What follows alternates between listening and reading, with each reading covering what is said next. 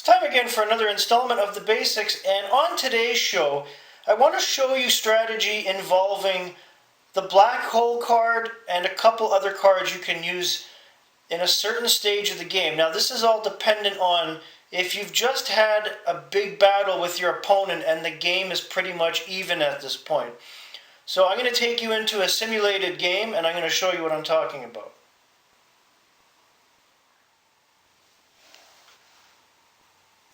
Surprisingly enough, hardly anybody uses the black hole card in their decks, believe it or not.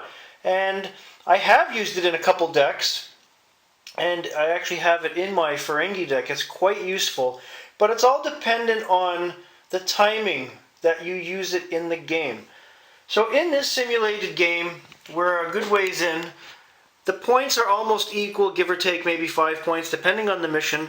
My opponent is playing his Romulan deck. I'm playing my Ferengi deck. They are very evenly matched decks, and at this spaceline location here, there was a battle that damaged one of the Romulan ships that has since regenerated. The other one is still damaged. Same with my Ferengi ships. My Decora Marauder is damaged heavily. He stayed at that spaceline location, and Creighton has moved off because he's fixed and he's going for more points. But the other Romulan ship, which is the Hakona, that can do that at any time and go off and score points. And the problem here is that me and my opponent both have the same number of cards in our hand, which is 6. We've gone through a lot of cards in our deck. And there's a possibility that he's going to jump back over and finish the battle or make it worse. And I don't know what he has in his hand, but this is what is in my hand after the last couple turns. I have Countermanda, the Interrupt, Metaphasic Shields event, QNet event, which is always handy, Meditation, Kivas Fajo, Collector, and Black Hole. Now, everyone's first instinct would be to use Metaphasic Shields or anything that offers an enhancement. That way, if there is a battle, it will negate some of the effects or the damage will be lessened. I disagree in this case. If you have decks like these that are evenly matched and this is happening, and you have a black hole, you got to use that black hole right away. Chances are he won't be able to counter it. And if you're smart, you have at least 3 of these in your deck. So I would play the black hole. And what that is, for you, those of you not familiar, plays between 2 adjacent spaceline locations. Creates a location with a span of 1.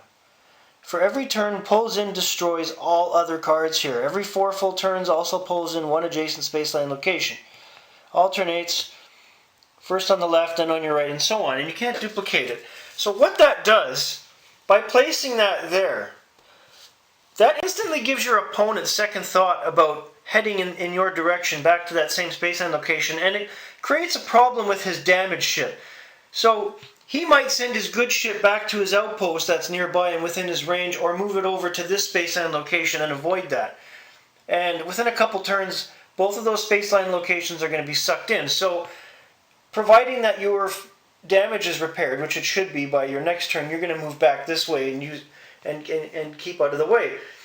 As an addendum, if he doesn't cancel that with any interrupt, and by this point in the game he shouldn't, the next thing that you can do is to play your QNet here or here. That provides an extra barrier. Only then would I consider in the next turn using the Metaphasic Shields. So if he does happen to get through all of that, you'll be ready for him. Not only will you be repaired, but you'll have Shields +2 on your main ship.